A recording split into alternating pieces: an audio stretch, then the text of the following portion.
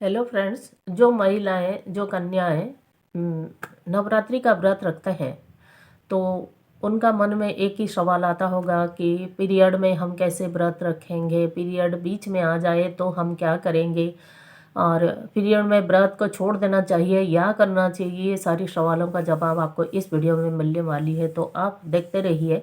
आपका अपना channel Shubh and Sonu, और यदि नए हैं तो चैनल को सब्सक्राइब जरूर से करिए। तो देखिए, कई घरों में ऐसा परंपरा है कि नवरात्रि व्रत को बिल्कुल भी नहीं छोड़ते हैं। तो आप यदि ऐसा कि घर में ऐसा परंपरा है कि नवरात्रि व्रत को नहीं छोड़ते हैं, तो आप यदि पीरियड हो जाते हैं तो आपके बदले परिवार के किसी और भी उस व्रत को रख सकते हैं। आपके हस्बैंड हो या फिर आपका जॉइंट फैमिली है तो कोई भी परिवार के सदस्य जिनके शारीरिक क्षमता है 9 दिन तक व्रत रखने के लिए, तो वो कर सकते हैं।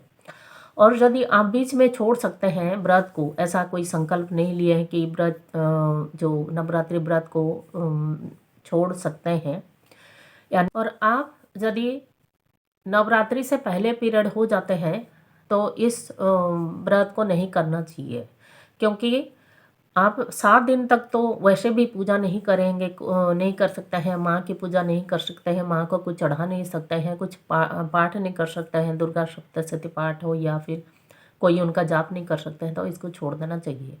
और आप यदि संकल्प लिए हैं तो बता चुके हूँ कि किसी और से करवा लीजिए व्रत।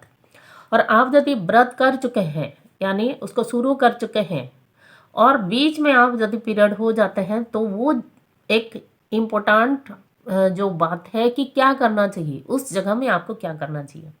तो देखिए, आप व्रत तो शुरू कर ही चुके हैं, आपको 2, 3 या 4 दिन हो चुका है व्रत किए को, तो आप बिल्कुल भी उसको छोड़िए मत, व्रत को खंडित मत करिए। तो बाकी जो आपके लिए जो बचे हैं दिन, उसको आप क्या करें, पूजा किसी और से करवा लीजिए।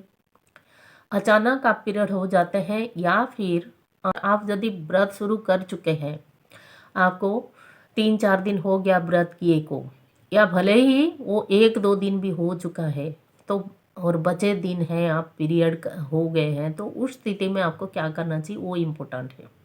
तो देखिए, आप यदि व्रत का संकल्प ले चुके हैं तो व्रत को खंडित मत करिए, भले ही आपको किसी और से खाना बनवा कर खाना पड़े, क्योंकि आप खुद भी खाना नहीं बना सकते हैं उस स्थिति में, तो किसी और से खाना बनवा लें, सात्विक भोजन। और जो भोजन आप ग्रहण करते हैं तो वही भोजन आप ग्रहण करें। और साथ ही साथ आप क्या करें, जैसे जो का माता का जो पूजा है वो भी किसी और को सौंप दें, चाहे वो पंडित बुलाकर सौंपे या फिर घर वाले ही करें, तो माता का पूजा भी किसी और से करवा लें। और कुछ मंत्र जाप भी आप नहीं कर सकते हैं, कुछ पाठ भी नहीं कर सकते हैं, और माता का दर्शन भी नहीं करना चाहिए, क्योंकि पीरियड में कोई देवों का दर्शन भी नहीं करना चाहिए जब तक आप चौथा दिन या 5वां दिन के नहीं हो जाते हैं, यानी आपका पीरियड चौथा 5वां दिन तक नहीं हो जाते हैं। तो इस तरह से आप पीरियड में अपना जो व्रत को जारी रख सकते हैं।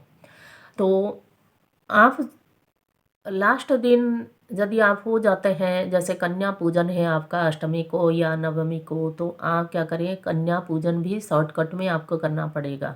वो कैसे, कन्या लोगों को आप कुछ गिफ्ट दे सकते हैं, उनको भोजन तो आप नहीं करा सकते हैं, कुछ मिठाई आदि मंगा कर बाहर से, और साथ उनको फल आदि सब मिलाकर कुछ गिफ्ट किसी और से दिलवा सकते हैं। आप तो उनको दे भी नहीं सकते हैं, आप उनको छू भी नहीं सकते हैं।